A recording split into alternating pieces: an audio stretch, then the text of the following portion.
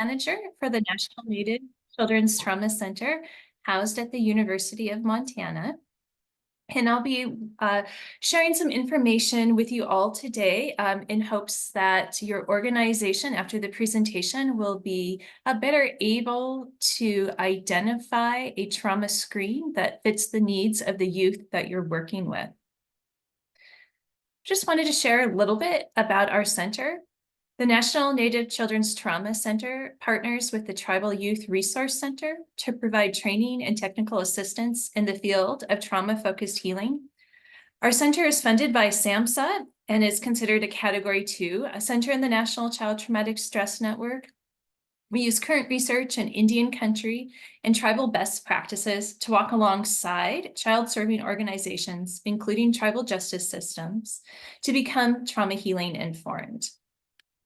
A little note before we get started, this project was supported by a grant awarded by OJJDP,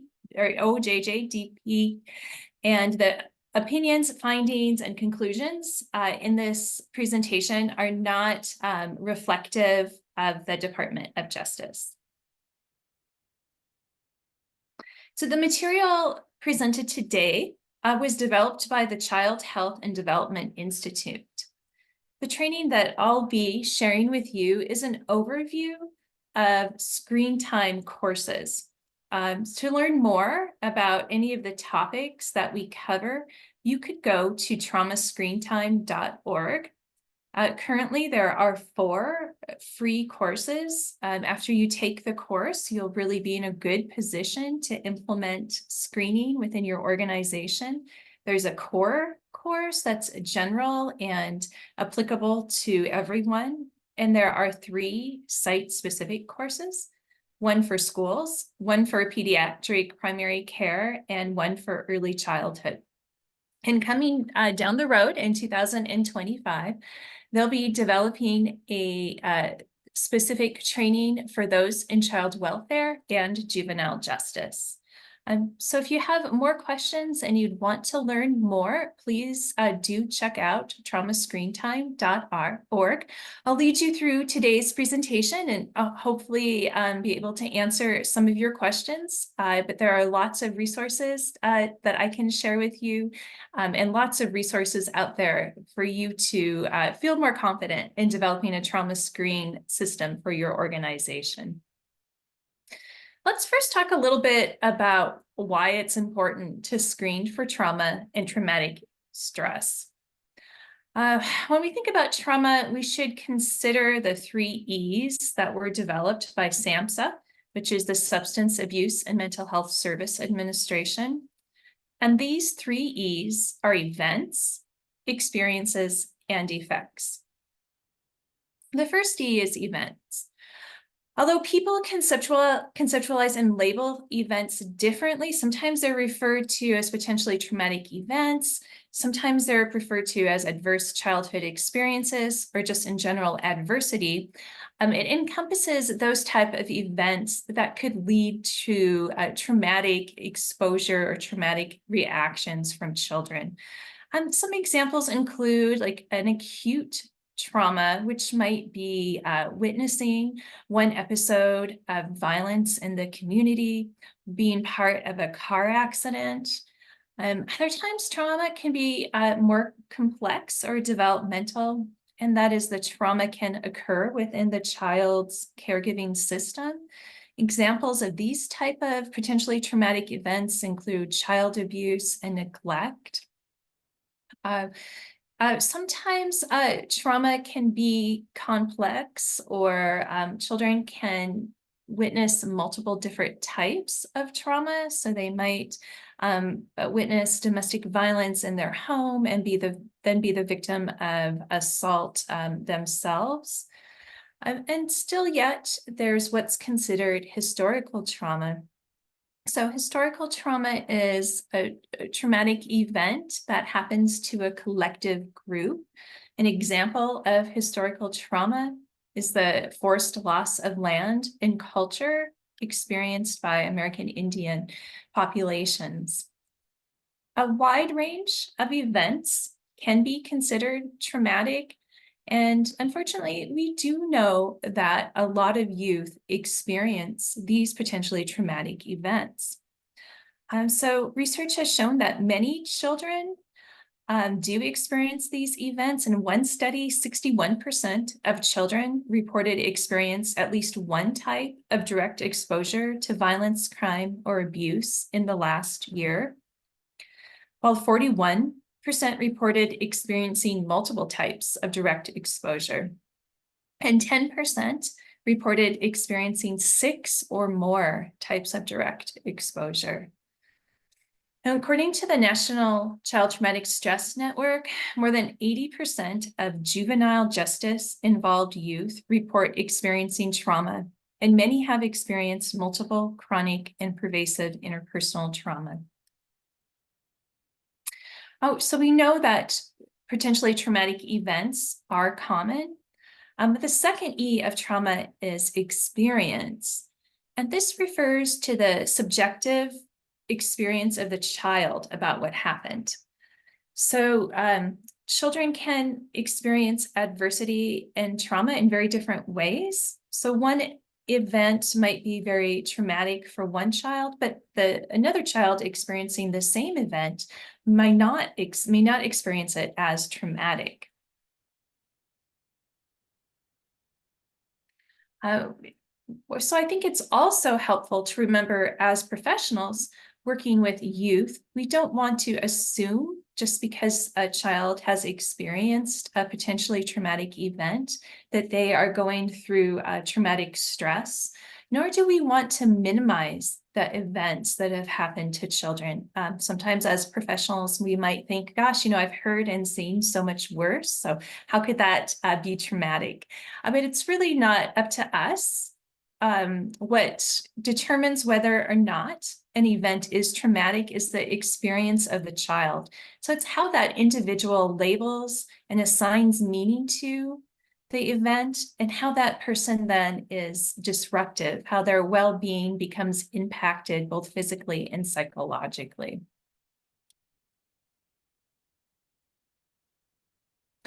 The third E is for event effects. While many children that are exposed to trauma could recover just with the support of loved ones, some children experience lingering or worsening concerns.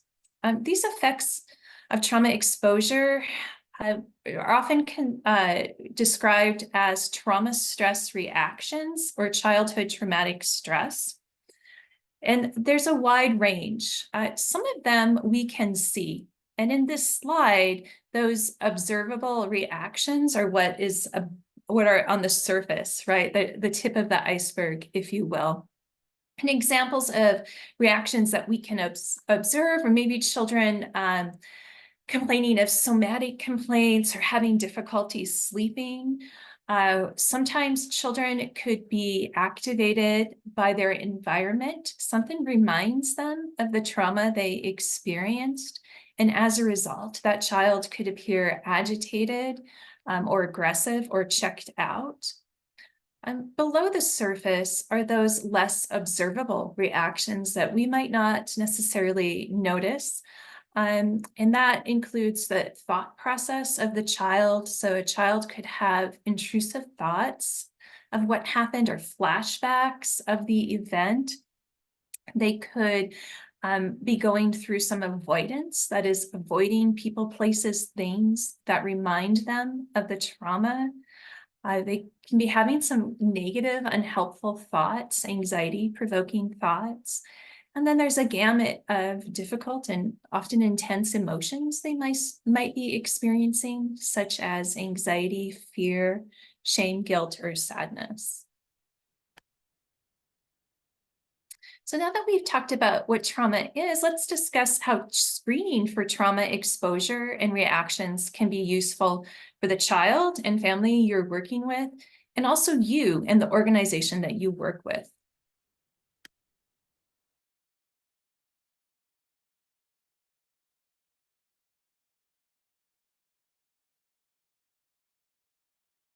So all of those reactions that we talked about with the iceberg slide could get worse over time. And the distress can fester. Often kids suffer from these reactions alone. And the reactions could lead to even more health and social concerns. And sometimes that could include an increased likelihood of being justice involved. If we can screen youth right away, then we're better able to support them and help them recover from the effects of trauma exposure. So avoidance is a hallmark trait of people who have experienced trauma. It's very common to not want to think about what happened, not want to talk about what happened. Often, people don't volunteer information about traumatic events they've experienced or those really harmful reactions that they're having. So in the process of screening, we can often identify these students who may go undetected. In fact, the screening might be the first time that they disclose what's happened to them, as well as those reactions. It also helps to normalize somewhat what they're going through. If they don't understand these intrusive thoughts or feeling anxious or angry for no reason, they might not just understand what's going on with them. But if we provide a screening of reaction, it gives them some education right away that, hey, I'm not alone. This happens to other people, and these are reactions to what I've experienced.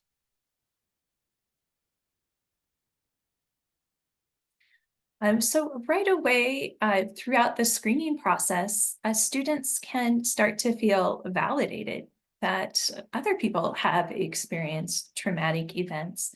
Other people have these strange reactions that I'm having. It's so common, in fact, that there are questionnaires and surveys for me to fill out. So the screening also provides a way of talking about and destigmatizing trauma, and also helping students within the moment coping strategies, right? It just opens up communication. For example, you might have screened an adolescent who's feeling anxious following disclosure of sexual abuse, but that screening could help spark a conversation about potential coping strategies that person could use that could be helpful when they're feeling anxious.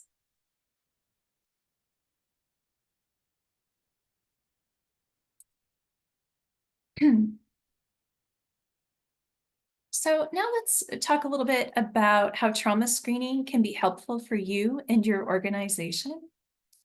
First, a screening may help you better understand the behaviors of the youth that you're working with. One really important question that we ask in the field of trauma is not what's wrong with you, but what happened to you. And this initiates that process of trying to learn what happened to the children we work with. For example, you might find that a youth in your program has been acting aggressively towards staff and peers. That youth may have experienced physical abuse and is very sensitive to having people get close to him. This will allow you as staff to maybe mitigate and make changes, alter the environment ever so to decrease those activating moments, helping the child think about maintaining and asking for some physical space without being aggressive.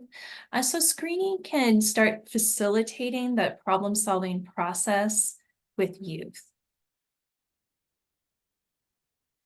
Trauma screening done well can build resilience and enhance safety.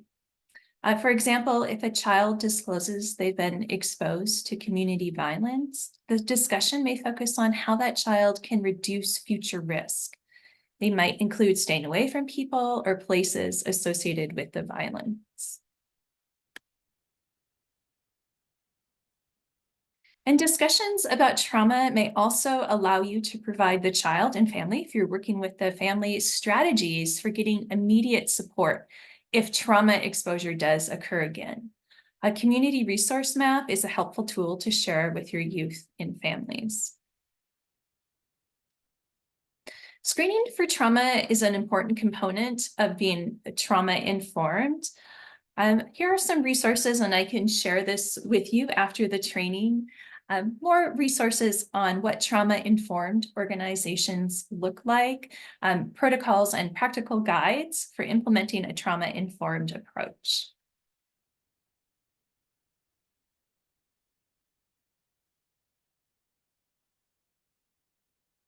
So understandably so, some organizations and staff members have some common questions or concerns about implementing a trauma screen. And we'll talk a little bit about those now. One concern is just wondering, gosh, is screening going to be too time consuming for our organization? And that's a good question to pose, right? Because we certainly don't want screening to overwhelm an organization. It'd be great for us to be able to find a fit that's helpful, but not too taxing. But several measures can be completed in 10 minutes. So there's quite a few actually trauma screenings that are quick. And for children with little or no trauma, screening will only take a few minutes. And yes, if some children will have more trauma and also traumatic reactions, and it might take a little bit longer to screen that child. But in the long run, if we can find services for that child right away and interact with them in a trauma healing way, it will save time and costs over the duration of working with that child. Well, and some people are concerned that if they screen for trauma, they might inadvertently be re-traumatizing the child or family. And it's a legit concern. But what we know from studies is that extreme distress is very rare during trauma screenings. For example, in one national study, less than 1% of children screened for trauma reported feeling pretty upset or a lot upset by the questions they were asked.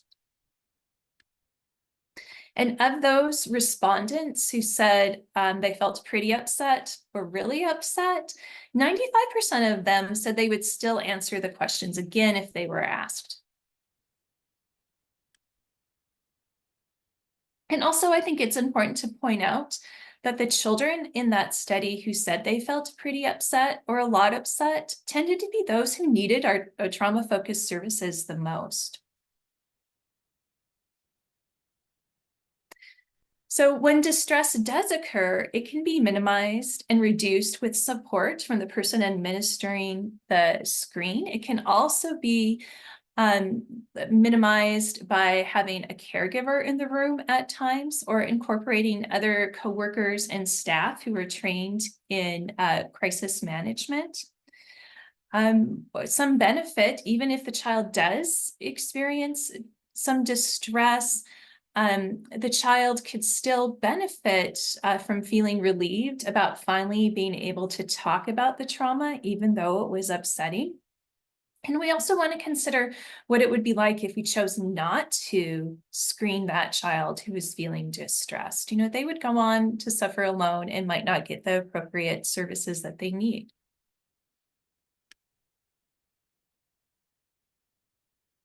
Another common question is, hey, you know, do I have the skills to screen a child for trauma, especially if I'm not a mental health professional? So trauma screening measures can be administered by people without clinical training. And this happens frequently in child serving organizations. Staff members will screen for suicide ideation.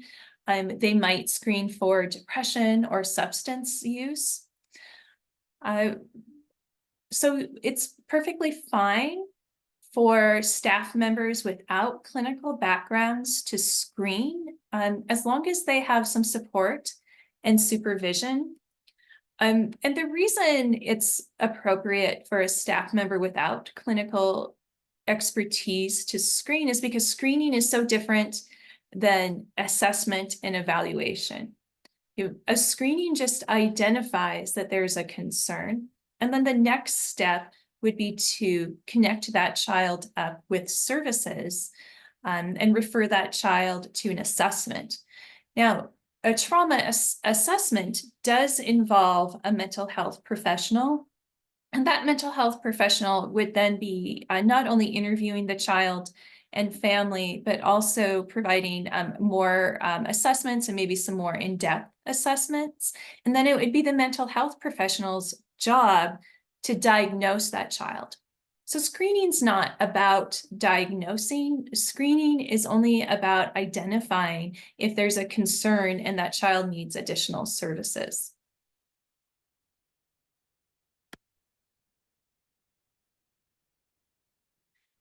People wonder, organizations wonder, if they're really going to gain any more information if they do a trauma screening, especially if they really feel like they know the children that they're serving and they understand the trauma experienced by the children they're serving.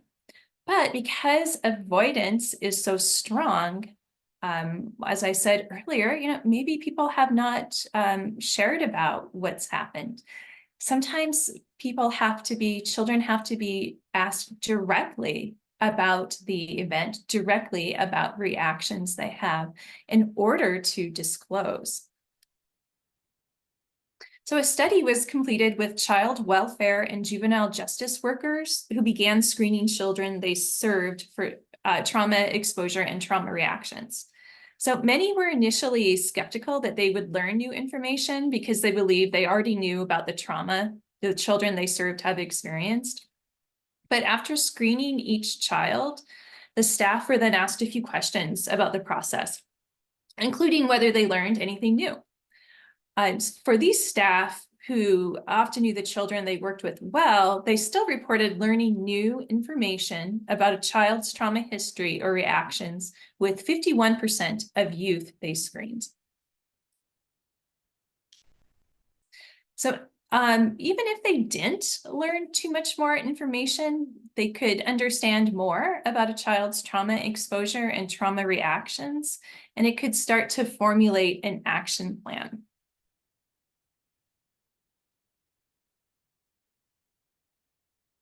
All right, so that's a little bit of information about the importance of screening and why it's a good idea for organizations to screen for trauma. And just a little bit of encouragement that it can be hard and folks are reluctant.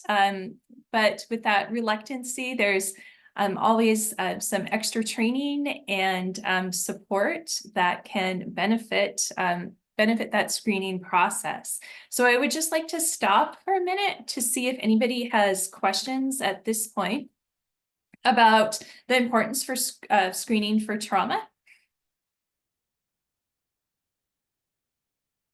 Okay, and I don't see any in the Q&A or chat. So we can move forward to the next session. In this next session, we'll discuss how to develop a screening process for your program or organization. There are just lots of questions to ask, lots of things to consider. And at the end of the training today, I'll be passing along a little summarized sheet of what we cover when considering these questions. And these questions can be broken down into the who, what, when, where, and how of implementing trauma screen for your organization.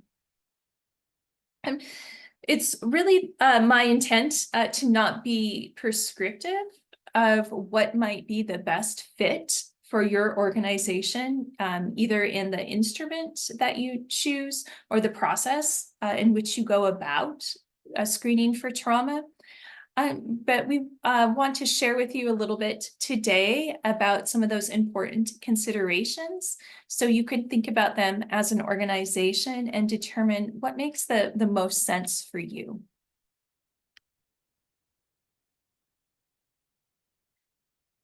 So the first question to discuss is the who question. Who are you going to screen?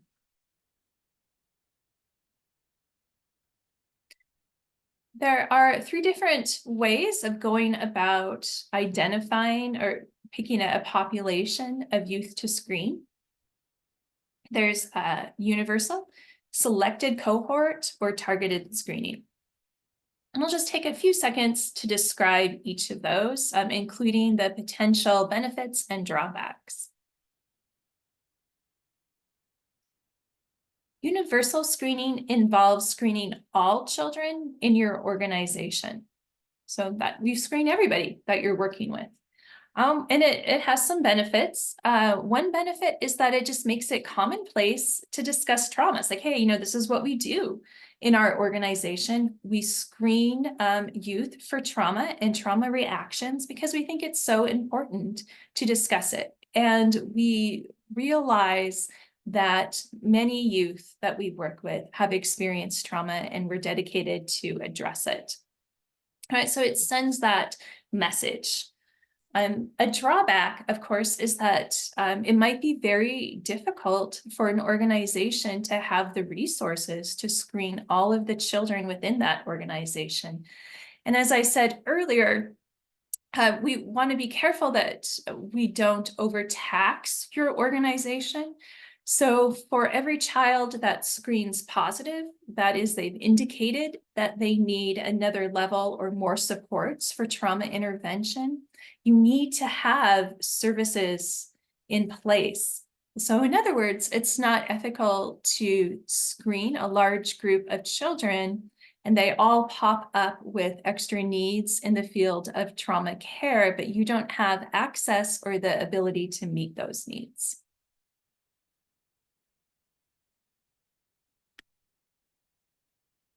Another way of conducting a screening is using select cohort screening. So this would involve screening all children of a certain age, grade, or neighborhood.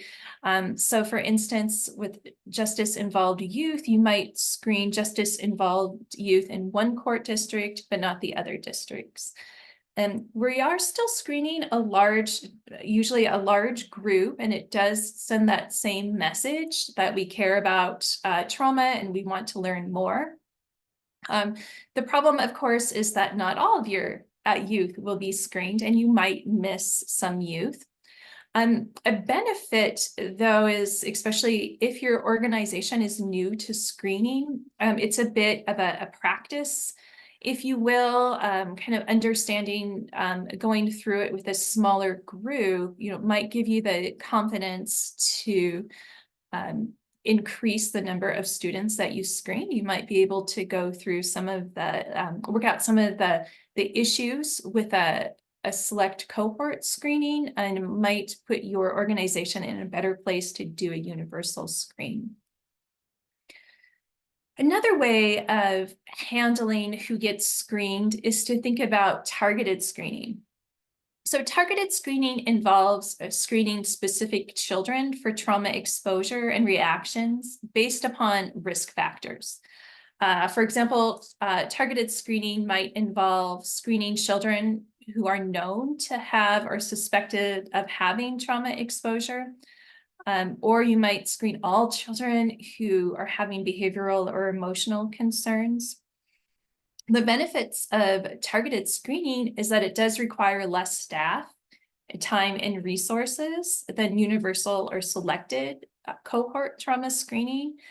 And it can then also streamline children into services faster. Like you've already have an inclination based upon other data or observation that this group of kids are in high need, right? So we can get them screened right away. We can get them into services a little bit quicker. And then the drawback, again, of course, is, gosh, we might be missing other youth in your organization just because they're not having obvious outward signs of emotional distress. They might still be internalizing those difficulties. So we will miss students, and we will miss youth when we do a targeted screening. So the next question is the who question. Who will answer the screening questions? So you may choose as an organization to screen only the child. You may choose as an organization to only screen the caregiver, or you may think about screening both, either together or separately. When we screen children alone, logistically, screening takes less time with just a single reporter, and children are often more available in certain settings. Like we might only have access to the child, such as in schools or residential facilities, and it might be more difficult to access the caregiver. Also, children are experts on their feelings and thoughts, right? They're the ones who can give that subjective view. And they might be more likely to share, especially if they know their caregiver. They might be more forthcoming sharing alone. But if we only screen the child, then we will miss out on the caregiver's perspective. And often caregivers can fill in the holes for us. Children may not remember traumatic events that happened, or they might not remember pieces of those traumatic events, especially if we're working with very young children. Caregivers can fill in that memory of what may have happened. Or children who are suffering from some developmental disability, it's really important to include the caregiver. And probably, ideally, we'd want to screen both the child and caregiver. You could do them both together and screen them together in one room. Sometimes this is better for children because it can be scary talking about trauma and trauma reactions, and they may feel better supported if their caregiver is there. But drawbacks, of course, are maybe they're not as communicative if the caregiver is there. There could be benefits to both the caregiver and child being screened separately because they may give you more information.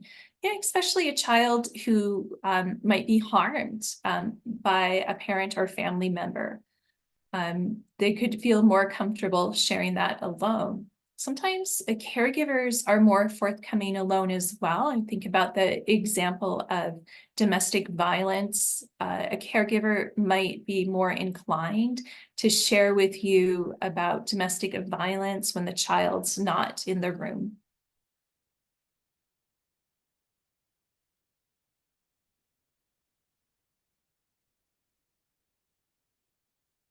So another who question is, who will conduct the trauma screening? Who within your organization will be the best person or the best staff members, multiple people, to conduct the screening?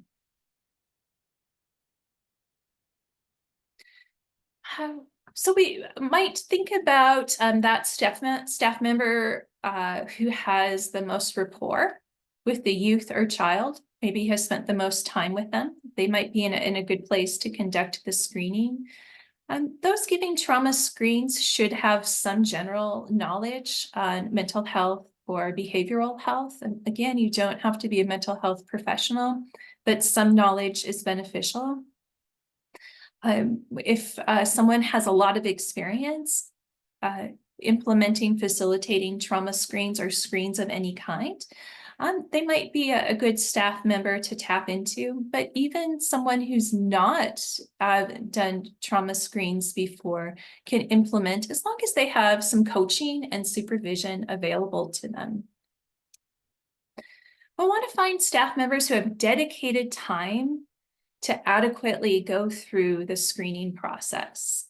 And not just go through the screening process, but be able to score and look at the results of the screening and communicate that screening results to the child and caregiver if applicable, and also make the referrals. So we talk about a warm handoff. Frequently, if a child needs to be referred outside of your organization, it's best if the referring organization can contact the next person and give them a little bit of information, and physically bring that youth or family over to that organization, so that they feel a little bit more comfortable. But we also know that staff should receive training and supervision. So organizations should really think about, when they implement a trauma screening process, to have supervision and cohort supervision, not only in how to implement, but providing supports and strategy that mitigate against secondary traumatic stress as well.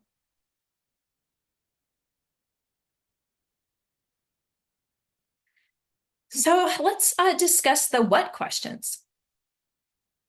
We know one of the most common questions about screening is, what screening measure should I use? And we will talk about that. But for right now, we'll discuss considerations in this next section about what resources you'll need and what services are available.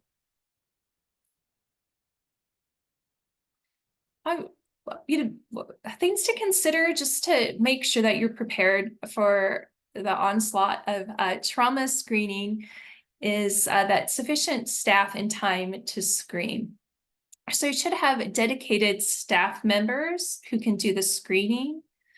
And we also need to have access to the children. So we can identify like a safe place where they feel comfortable to conduct the screening. And I had already mentioned the importance of access to training and supervision. Well, based upon the type of screen you choose and also the process that you develop for your organization, you might need some administrative support, and also support in data systems, especially if you incorporate the screening into a medical record or electronic record. Some screens are set up to be done electronically.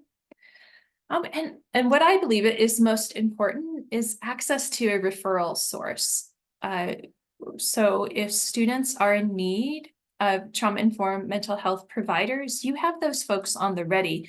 You have a list of folks in your community, or maybe even within your organization, that can serve the need of providing trauma-informed care. And so your channels of communicating with other organizations, or communicating with whoever's going to provide that service with your organization, should be open. The policy should be in place, and you should be ready to communicate with each other.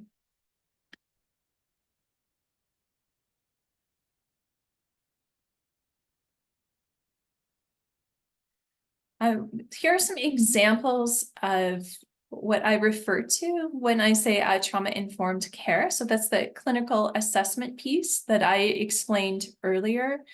If a child has a trauma screening score indicative, it's high, we might need to refer them to clinical assessment, and also evidence-based trauma-focused treatments. Talk a little bit later in more depth about what they are, but we want to pick services, especially if referring to outside mental health agencies, that are trained in the best practices for interventions. And these are called evidence-based trauma-focused treatments. And there are trauma-informed practices that we can implement as an organization as well. A lot of that trauma-informed practices focuses on the mindset of understanding, looking through a trauma lens when evaluating a child's behavior, looking through a trauma lens when making decisions for that child, looking through a trauma lens when trying to determine the best fit of services.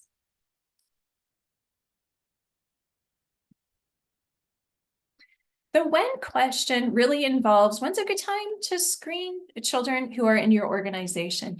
You might have just like natural times when it makes sense, or it could be a protocol for just how you do things. So an example might be, a natural time is just at the intake process when youth are entering your program, like especially if you're already doing screenings, that would just make sense maybe to do that screening then.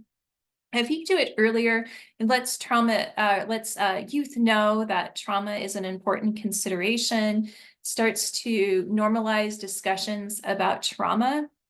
And if we have results earlier, it can help inform the continuity of care or the direction of care for that youth. Now, you could choose to screen later as well, and some benefits include it just gives you more time to develop trust and rapport with the youth that you're working with, and it gives you a little bit more time to learn about them and their histories.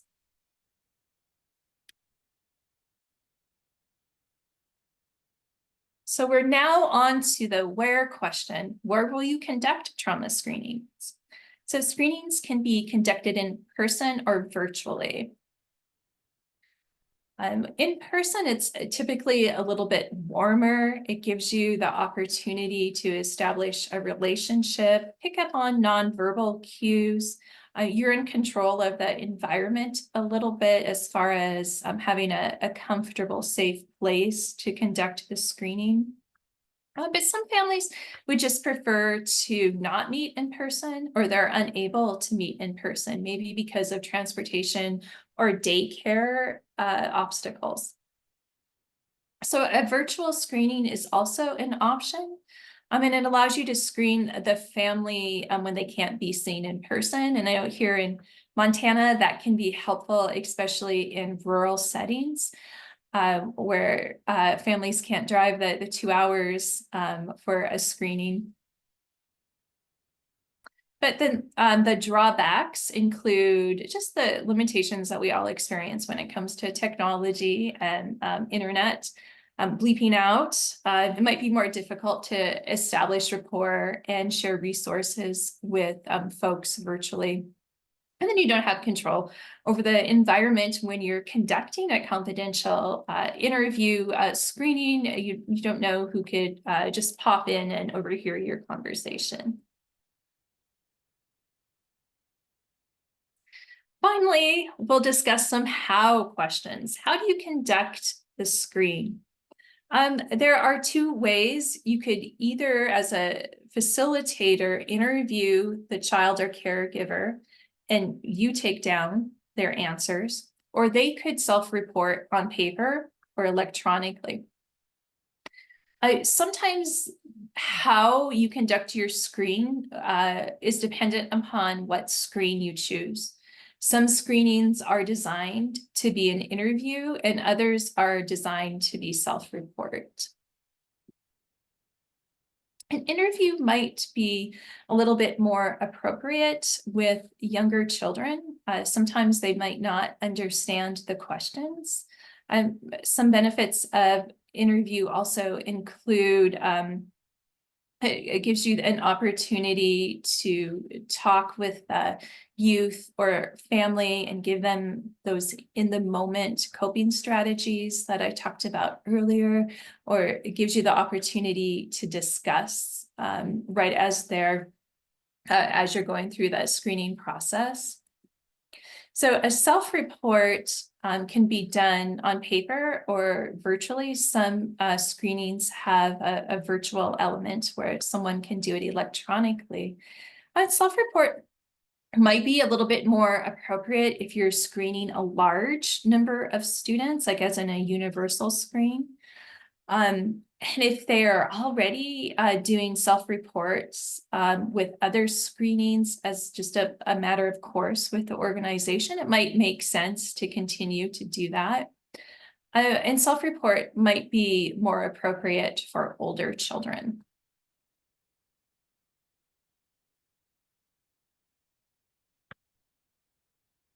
So let's also talk a little bit about how you might handle challenging situations that come up in a screening situation.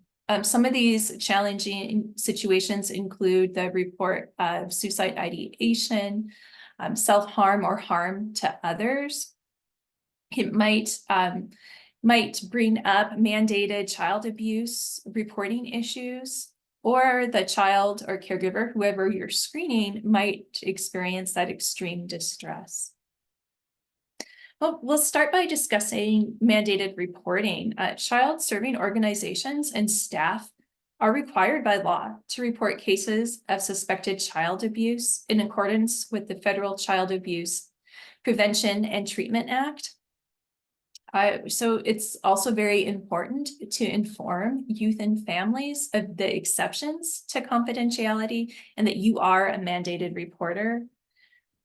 Mandated reporting laws vary state by state.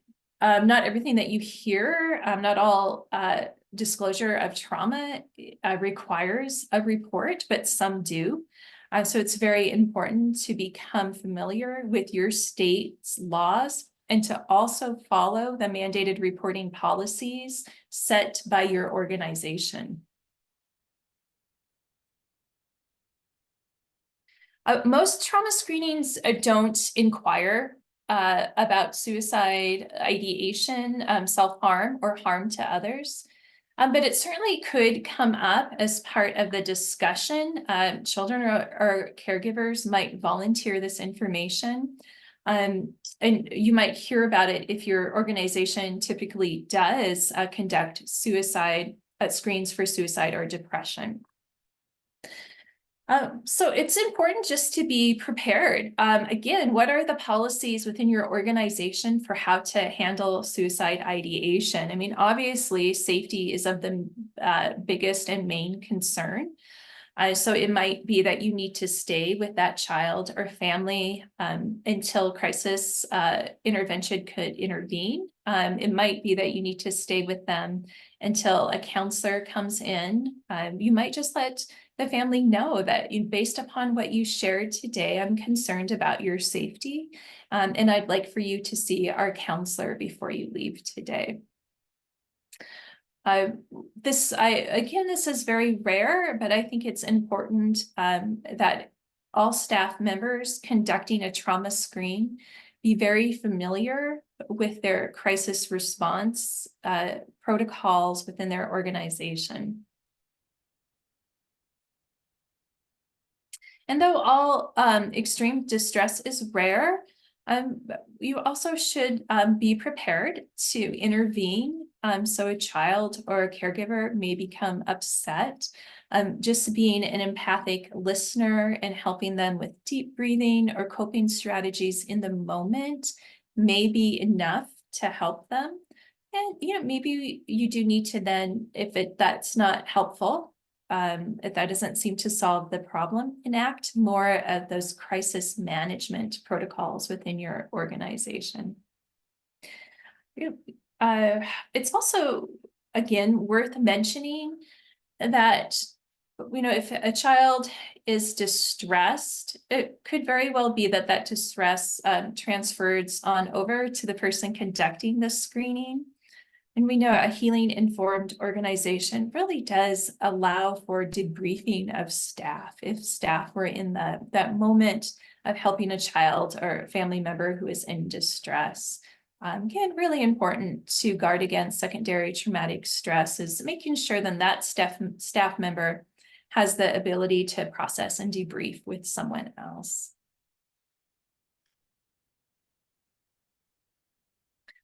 So let's spend a few minutes talking about selecting a screening measure that might fit your organization.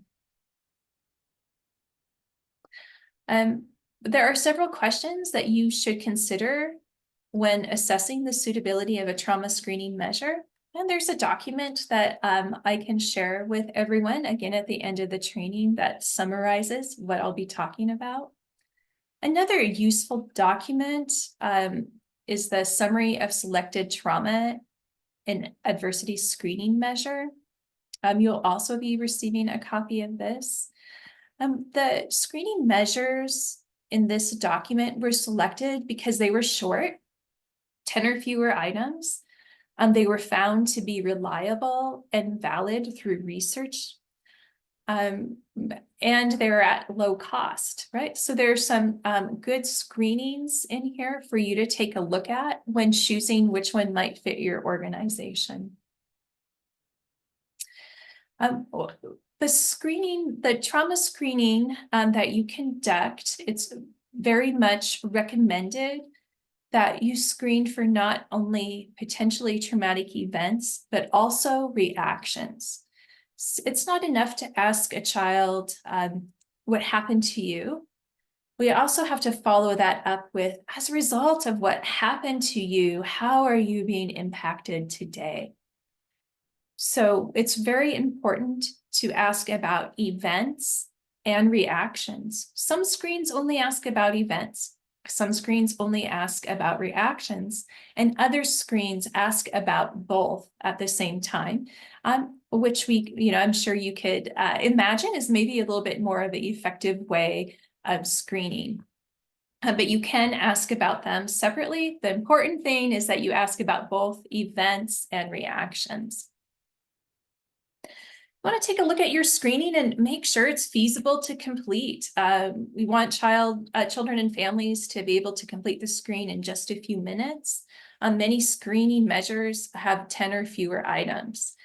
And we know that funding is always an issue, and free is good. Free is great. Many screens out there are free or of little cost. Some screenings do require some money to purchase. And if that's the case, look and see if you have the funding to cover the cost. Screening measures should have some evidence behind it. The screening you use in your setting, whether specific to the child or caregiver, should be evidence-based or supported by research. This generally means that they've been carefully studied and they've been shown to be effective at finding out whether or not children have traumatic stress reactions. And if a measure is validated by research, then they will also have a cutoff number. So this is the score that a child endorses, or a score the child receives that is indicative of that child needing more services. We also want to do some research and take a look into that screening tool to see how it was validated. Was it used with children from various ethnic groups, sexes, genders? Some screenings will tell you what age group it's appropriate for. Some screenings are reliable only for younger kids, and some only for older kids. The screening measure, do you want a screening measure that has both a child report and a caregiver report? And do your screening measures need to come in other languages to serve the population you serve? You also want to think about screening measures that add more information, right? Often organizations, they might be screening for mental health, as an example, but we'd want the trauma screening measure to give us more information about the family's needs. So you just want to look at the questions to make sure it's asking things that are above and beyond what other measures you're already using ask. And then one final thing to consider is, hey, can I integrate this electronically into my data system? And if so, are there costs available, or are there costs associated with that? As I said before, we don't want to be prescriptive in as far as use this screening tool, but I do want to share with you all a screening measure that was in the summary document. This is the Child Traumatic Screen, or CTS, and there are currently 3 versions of the CTS available. And Hannah, if you're there, if you could please drop that CTS file into the chat box so folks could have a chance to look at it. So let's see, what was I saying? There are currently 3 versions. There's a child report for age 6 to 17, a caregiver report for ages 16 to 17, and a caregiver report for those younger children aged 3 to 6. All the versions are free and contain just 10 total items. 4 of the items assess, oops, I need to go back. 4 of the items assess events, and 6 ask about reactions. And I can send copies of these assessments as well at the end of the presentation. Another resource is if you could drop that one in the chat too, Hannah, I'd certainly appreciate it. Another measure is from the University of Minnesota, and it's the Traumatic Stress Screen for Children and Adolescents. As you can tell, a lot of these screenings are so long, the titles are so long, I have to give it an acronym. So this is the TSSCA. This measure is also free, and it contains only 6 items, 1 item assessing events, and 5 questions assessing reactions. So give folks a minute to pull up those 2 resources so you can take a look. Again, this is an example of a screen that's asking about both events and reactions at the same time.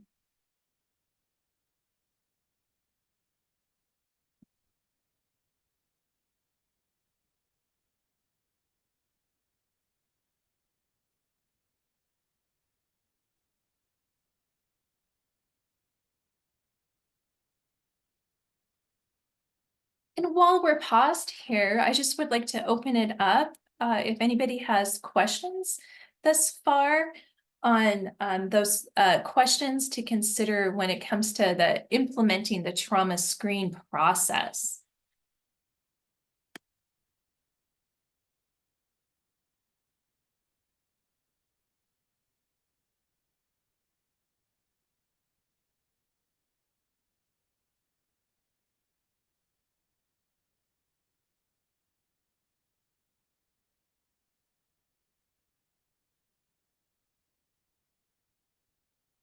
So let's say that your organization was able to find a good measure to fit, and they outlined the best possible process for training the youth that your organization serves. Well, what do you do with the results of a trauma screening? Let's talk about that.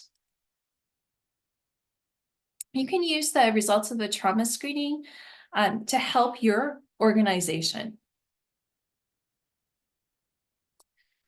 It's important to remember to document results. If you don't, what will happen is potentially that child or caregiver will continue to be screened. And don't just document the results as a raw score, but make some interpretation as to the child's needs, a recommendation, and then outline an action step. Make sure that's part of the child's record. The information for the trauma results are very important in not only helping us with future planning, but it could also serve as a baseline. So you could conduct a screening at a later time to determine if the child has experienced any more traumatic events and if the trauma reactions have gotten worse or better.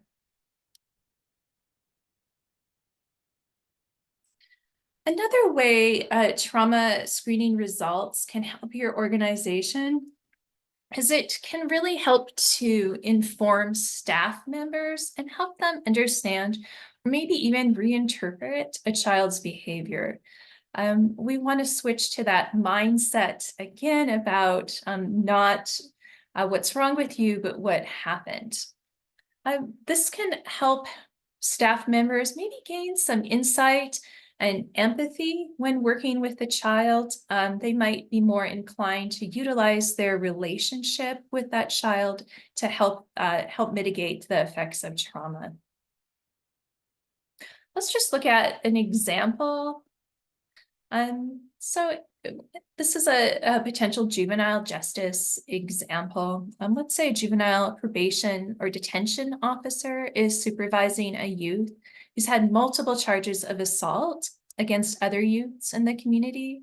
The youth's been attending anger management, but still, according to that youth, tends to lose it.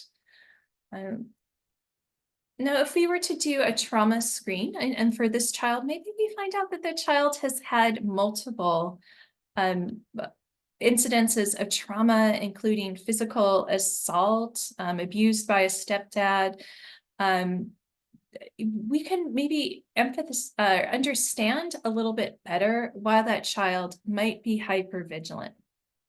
But maybe we could even help that child understand a little bit more about why they're hypervigilant, based upon your past and having experienced physical assault. I can see why you're on edge. I can see why at times things appear threatening. And that's just how the body's danger response works. When we're experiencing something traumatic, our amygdala is paying attention to the threat appraisal. That is, what is happening in this situation right now? What time of day is it? What do I hear? What do I see? What do I smell? What's the facial expression on other people's faces? The amygdala holds that because in the future, that could mean threat, right? And that's a very important response system that our body has. It's about survival. But then what could happen is that danger response could be activated when there's not danger present. So helping not only staff figure that out, but the youth that they're working on. And so then maybe it's a discussion about, gosh, I wonder what's activating your false alarm or your body's danger response. Is it when somebody is using a loud tone of voice or they're getting too close to your face? If this is one of your reminders, what can we do in that moment to help you, right? So we think about some modulation strategies within that moment to help the child become less activated by those trauma reminders. Then even to take it a step further, we could talk to a court advocate about everything this child is trying to do in order to manage the trauma reminders and be a more healthy youth who's less angry and is a little bit more in control of emotions. You can help staff modify their interactions with children. So let's take this example of a juvenile court judge. A juvenile court judge might interact differently with a youth who's repeatedly come into the court on charges of aggravated assault and illicit drug use, if that judge knows that the results of the youth's trauma screening shows that his father's incarcerated, his stepfather is violent toward him, and his mother, he's experienced the murders of multiple friends and family, and he has high levels of traumatic stress. Like that might help that judge put on a different lens in finding ways to help this youth. So rather than dismissing the youth as a chronic antisocial or some labeling the youth in some derogatory way, the judge might talk with that youth about the importance of finding ways to peacefully honor his family and friends who've been killed, and also to ask what these people would want him to do to turn his life around, or just take a different spin. That information might evoke a little bit more compassion and critical thinking. So then the judge might also recommend the youth be provided trauma-focused therapy for grief and offered a therapeutic mentor who can be the positive role model he hasn't had.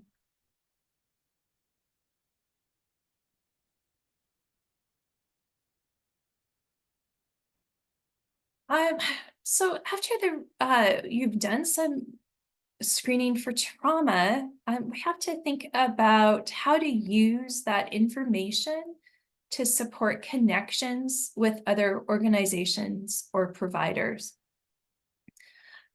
You may already within your organization have some trauma-informed practices in place. You might have support groups already. You might have counselors there ready to work with that youth. So think about making referrals within the organization. But if you don't have those type of services, you want to make those referrals outside of the organization. And trauma screening results can help you make that referral just by informing the next organization, if you have the appropriate permission, what's going on with that student or with that youth.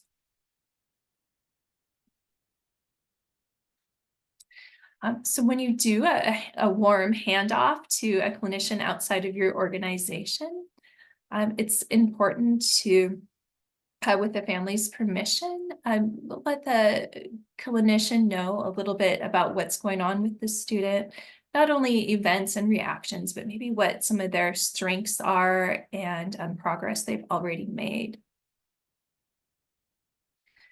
A clinician then will go through that assessment and evaluation to diagnose the youth and determine what might be the best course of action. Often the best course of action to help youth recover from trauma is evidence-based trauma-focused treatment.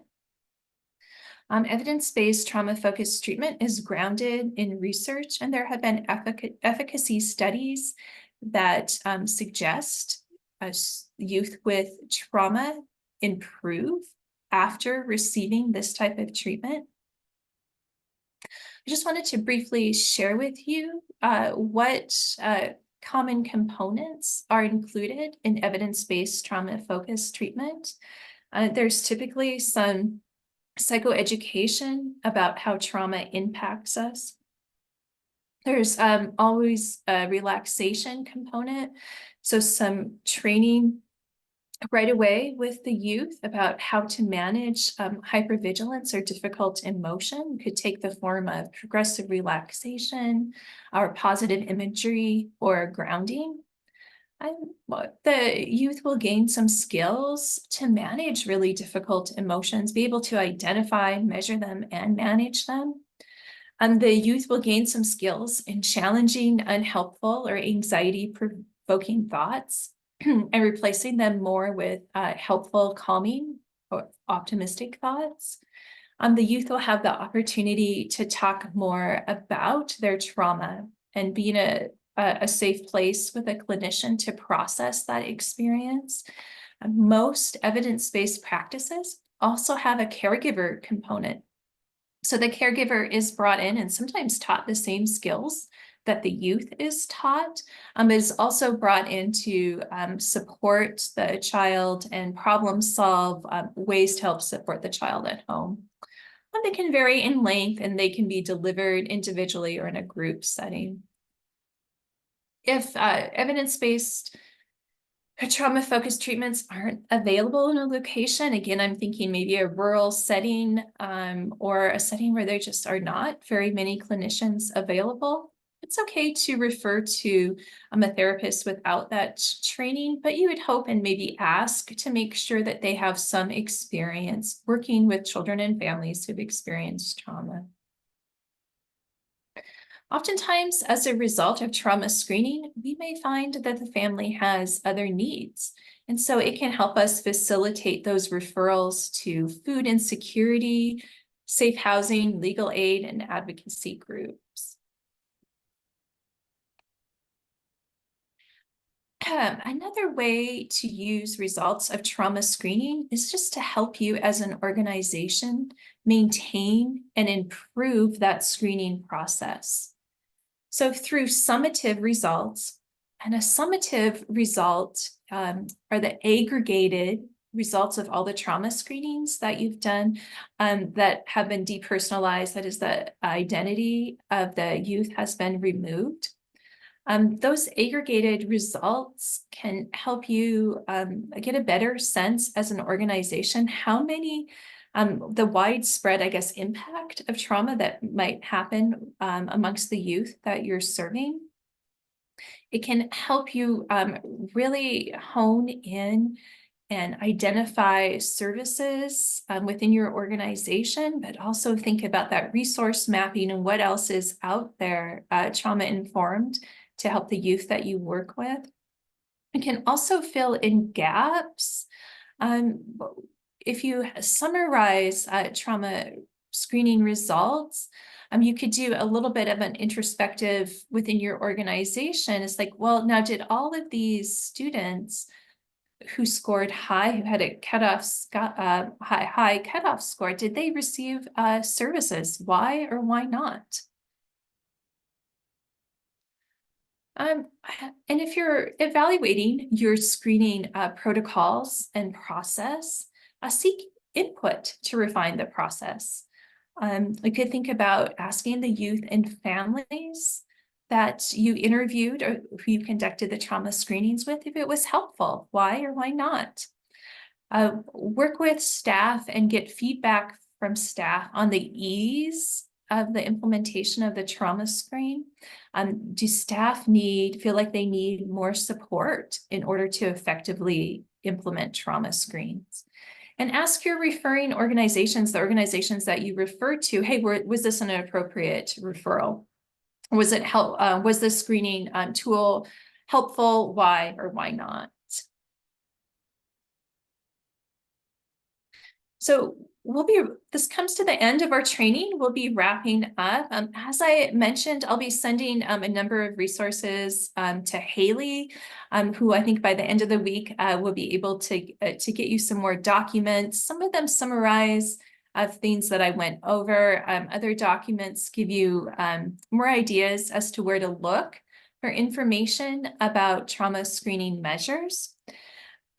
If you do conduct like an organization-wide trauma screen, I would also recommend that you check out traumascreentime.org and complete one of the courses. It's free professional development and training to really help you as an organization hone in on your trauma screening skills, and let's identify those kiddos out there who could really use more services.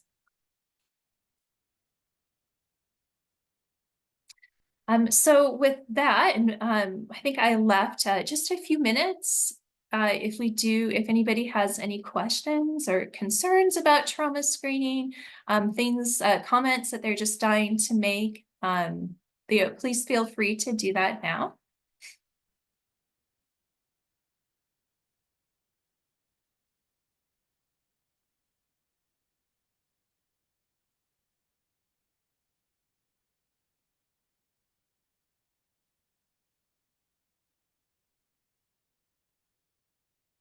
And so I haven't seen anything pop up in the chat or question and answer. We'll give one more minute for you to think about any questions or comments that you might have, or information that you still would like about trauma screens.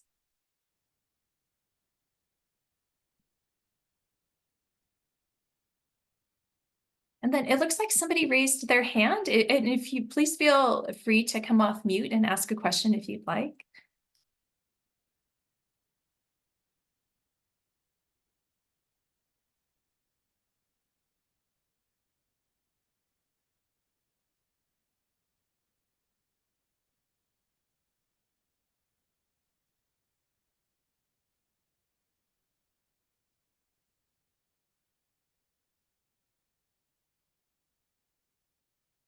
Mhm. Yes, Alana, I see you have your hand raised.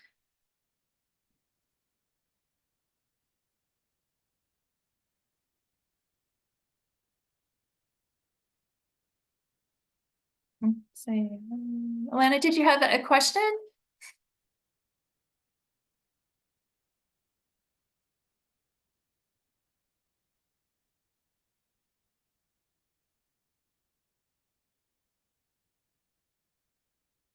Sometimes technology